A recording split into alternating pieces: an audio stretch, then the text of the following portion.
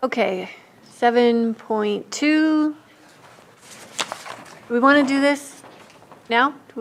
Yes? Okay, everyone's okay to do this now? Okay, 7.2, consideration of presentation of the compliance and fiscal audit of the Elijah House Foundation.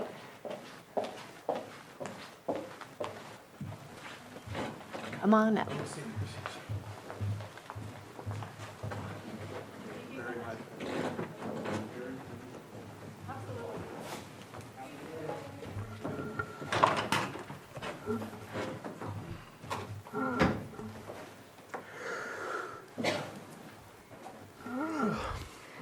Hello, Casey Moreno, Deputy County Administrative Officer. With me is Stephen Carter, Assistant CAO, and Scott Abbott with Behavioral Health. So we are here to present the compliance and fiscal audit for the Elijah House Foundation.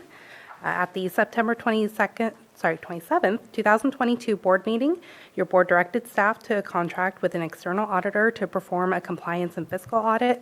Quotes were requested from multiple audit companies, and unfortunately, none were received. The Continuum of Care then took over the reporting portion of the compliance audit, while the administrative office took over the fiscal audit, which included review of 100% of documentation. The audit took longer than expected, a little over a year, due to multiple reasons: staff turnover, lack of response from Elijah House, and inconsistency with reporting methods. Through the fiscal audit, the ESG grant, which funded the rapid rehousing, which was originally paid out of the ESG grant, was then determined Elijah House did not follow the correct reporting, so that will need to be refunded. Otherwise, all costs have been validated.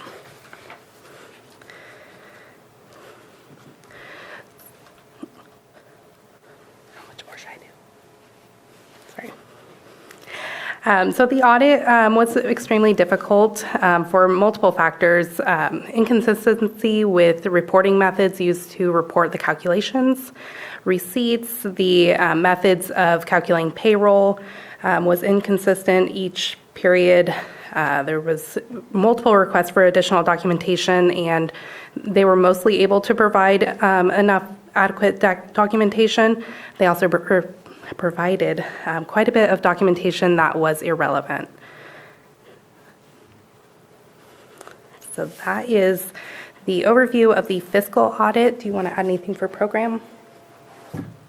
Hi, this is Scott Abbott. I did ask Melissa Kulf, who's also with our COC in Behavioral Health, to give us a brief description of the compliance audit.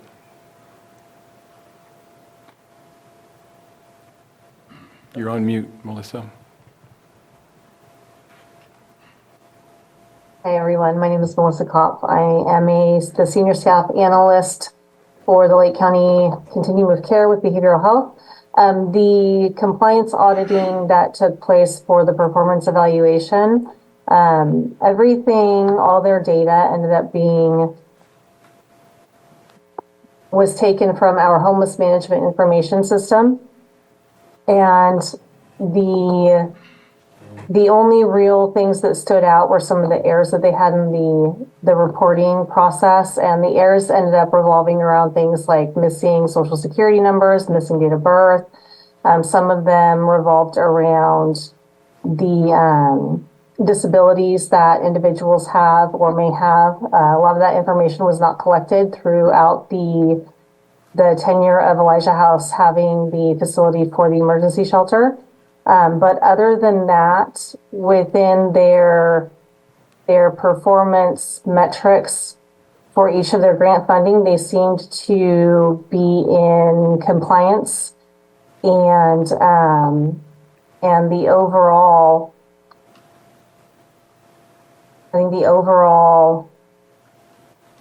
evaluation of all grants that were allocated to Elijah House there's about a 15 to a 25% error rate. The expectation from HUD is that there's a 5% error rate for all of the sections within the allotted errors that funding stream can have or each project can have. In total, they ended up serving 313 people over the period of time that they had the emergency shelter. And of those 313 people, 69 of them, it showed, based on the reports, were successfully housed. A total average funding percentage per client was $3,179.56.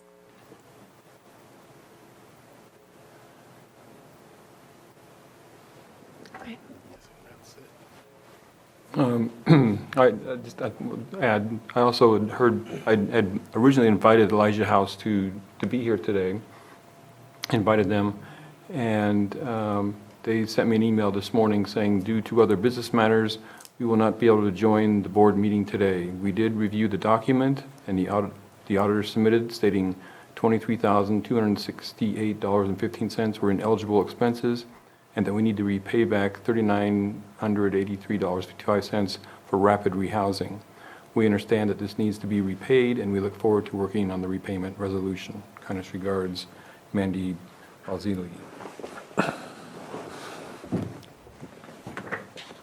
I just want to say, so the gist was that it was very hard to do the fiscal audit, but in the end, they did provide enough backup, legitimate backup, for the payments made.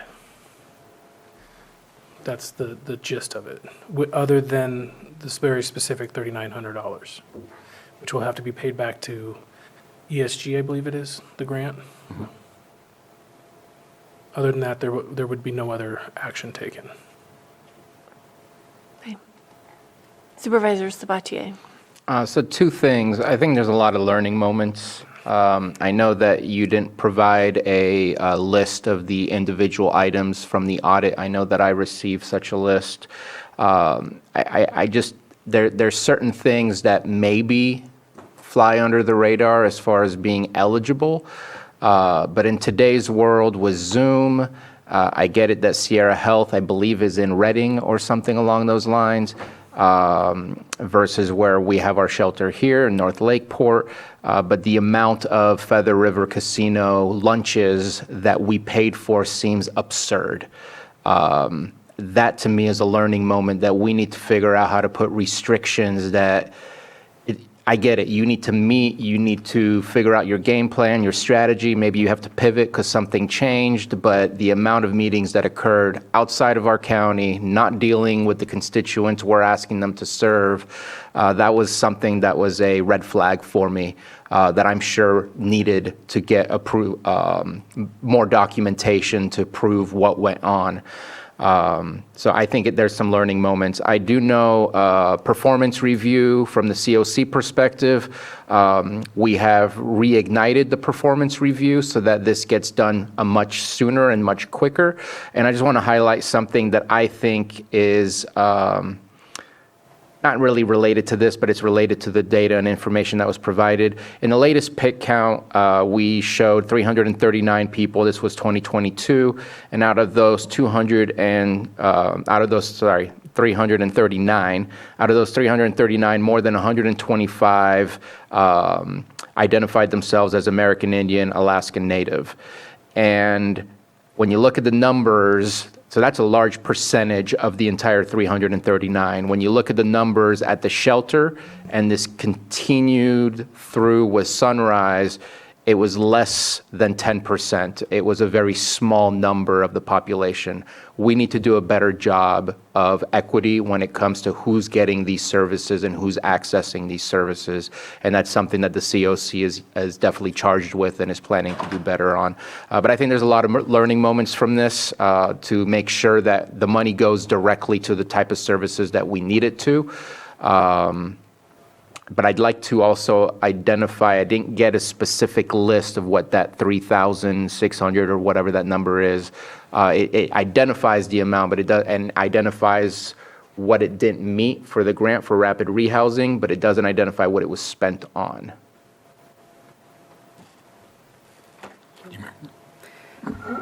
So those were, there was multiple checks that were issued to house individuals, and that would have been eligible. However, they didn't provide all the data points, Elijah House didn't, to justify why they spent the money. So it was like a down payment, I believe. Right.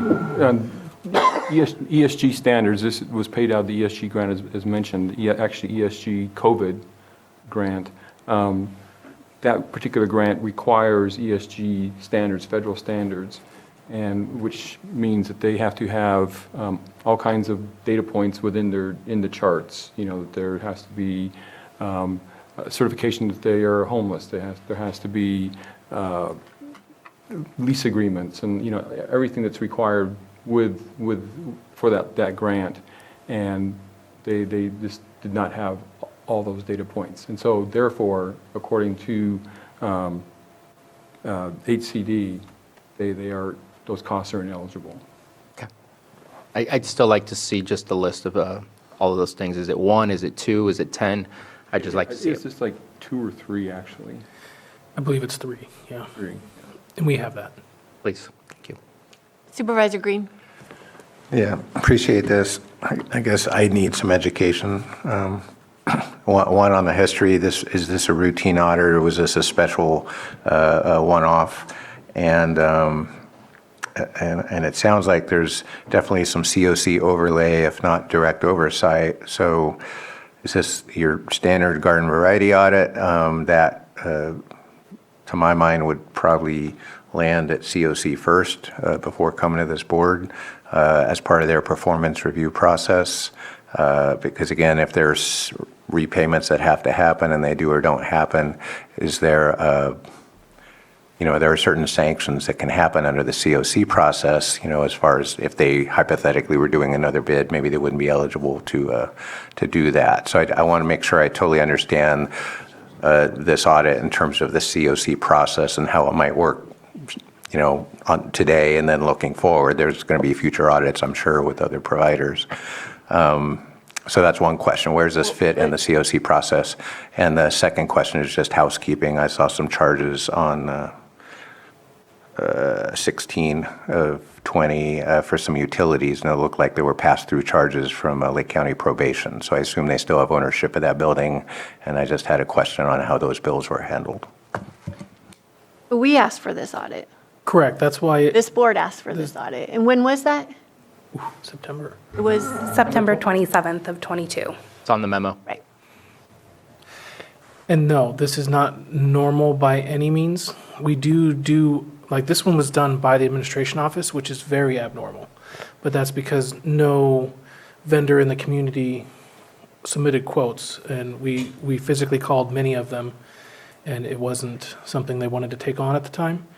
And auditing 100% of expenditures is not common at all.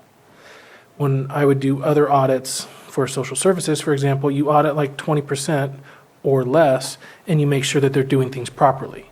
That's a normal audit. 100% is not very common. That means that your board or someone thinks something is possibly wrong, and it becomes a forensic audit.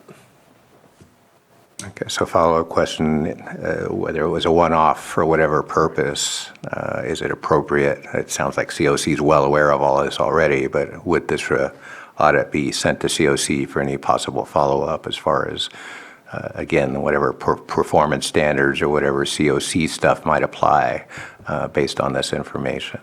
Because I don't see a recommendation to present this to COC formally. It does impact future performance.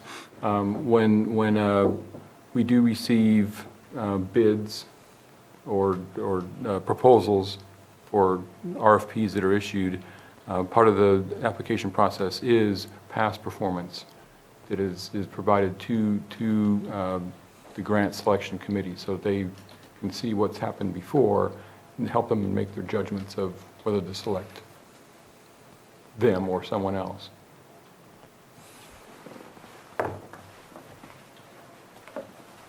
Maybe I didn't state the question right. I do think that the COCs probably should be presented this data. Well, I think they'd be champing at the bit, would be my prediction. But that's not how this audit was ordered up, and I don't see a recommended action that would do that. So I guess I could seek board consensus to say they obviously would have an interest in this. So I'd love to see a formal referral to them, if only they can process it themselves using the COC lens.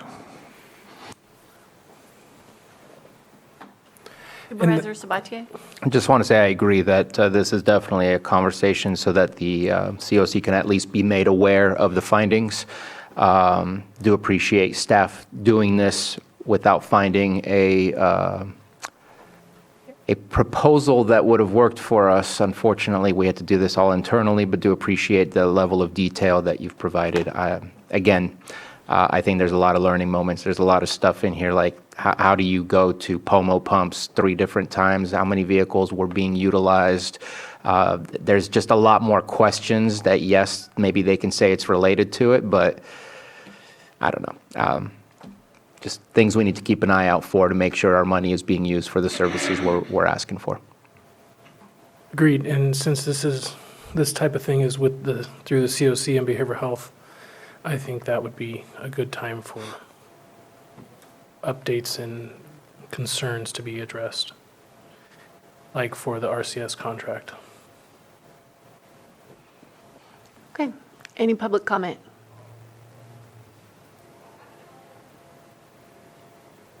Not seeing any. I'll bring it back. Supervisor Sabatier? Yeah, just a quick question. What is our timeline for, it's not a whole lot of money, but for getting the $3,000 approximately? I look forward to working with us. Basically, once this is done, I think we would invoice them. Okay. Scott, do you know when ESG is expecting the funding back? They're already in that process of doing that by just not submitting further funding. If that makes sense. They're just withholding that $3,900. Okay. And usually an invoice has a deadline of when payment should be due. Is that 30 days? I would do 30 days, and which means they will too, yes. Okay, perfect. Thank you. And is the board directing us to do this in front of the COC as well? Please. Yes. Yes. Yeah. Yes. Yes. Okay. All right. Well, thank you all. Thank you, board.